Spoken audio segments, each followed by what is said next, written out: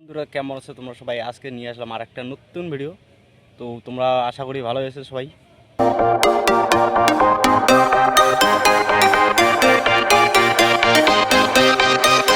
তো আজকের ভিডিওটা হচ্ছে একটা কাকুকে নিয়ে রোস্ট করা। দেখুন কতগুলো লঙ্কা এই যে নিজের হাতে খাইয়ে দিচ্ছে। ও ভাই সাহেব, তো এই হচ্ছে কাকুটা যিনি হচ্ছে সারাদিনে 3 বেলায় 500 গ্রাম করে ভাই লঙ্কা খায়। না আমি ভাবি যে বাজারে লঙ্কার দাম এত কেন?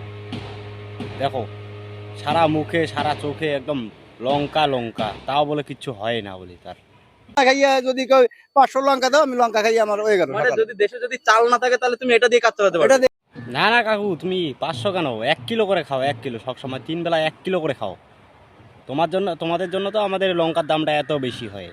তুমি 3 বেলায় খাও, 3 বেলায় খাও। মানুষের বাড়িতে কেউ 500 গ্রাম লঙ্কাও নিয়ে যায় না। আর উনি নাকি সকালবেলাও 500 গ্রাম খায়, দুপুরবেলাও 500 গ্রাম খায়, আর রাত্রিবেলাও 500 গ্রাম খায়। আর তাহলে তো ওর ভাতের দরকারই নেই ভাই, তুই লঙ্কা খেয়ে থাক। তাহলে তাহলে মানুষগুলো আমার চোখের আরো উপকৃত হবে।